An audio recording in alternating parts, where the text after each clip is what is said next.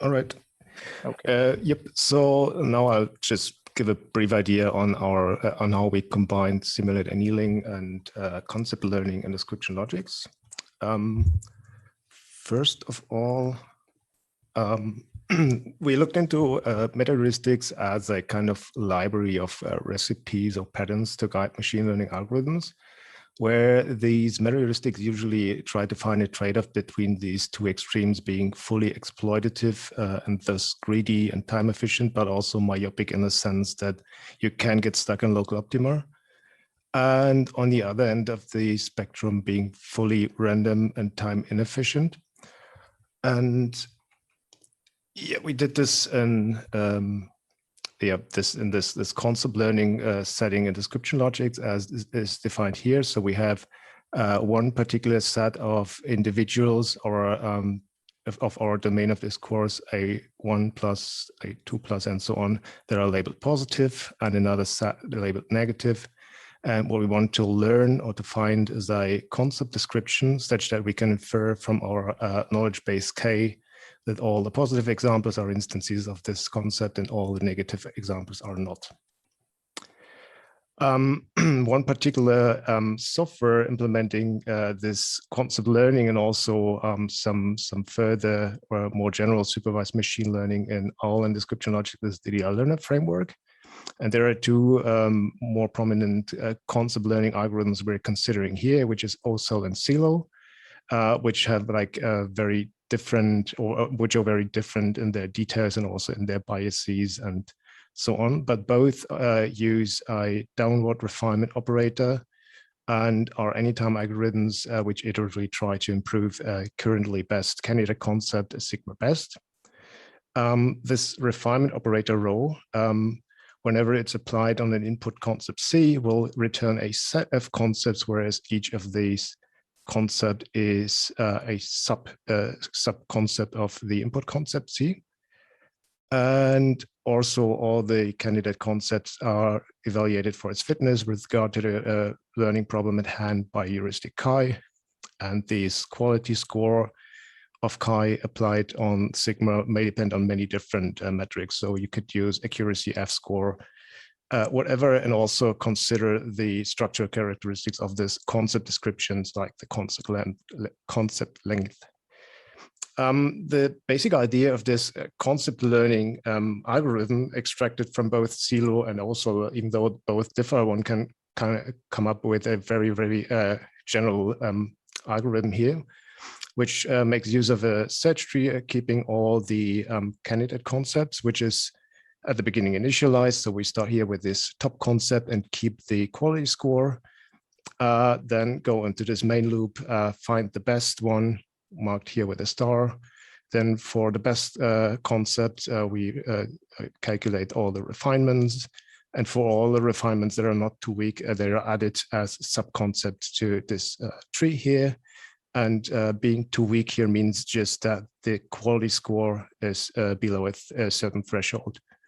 And then we find the best again, refine it, add the refinements, and so on and so forth. And such that we have this tree of refinements and also always have like the best concept. And we continue until a certain stop criterion is satisfied. This might be like a number of iterations reached, timer runs up, or we found a perfect solution.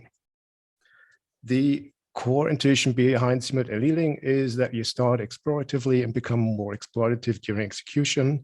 This is established using, first of all, a so-called temperature, which is initialized to be quite high at the beginning and then cools down during the execution. And further, here we assume a refinement operator which only returns one refinement. It's also called tweak operator, since it's usually just tweaking parts of the candidate solution.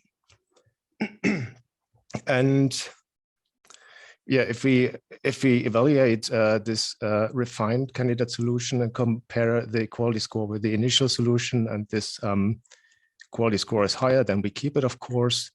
And if it's lower, then there might be a certain probability or certain chance with a certain probability that we nonetheless keep it. And this probability depends on the difference of the original quality score and the quality score of the refined concept. and also on the temperature T. So the bigger the difference, the lower P, and the lower T, also a lower P. And to combine both these things, the intuition we had was to be more explorative when we couldn't find a very good solution. So sigma best is of low quality, but gradually switch to a more greedy strategy when the quality of the learned concept increases. We decided not to stop when the temperature is 0, but then continue with the algorithms in their original settings. And 4 minutes, Patrick. Yep.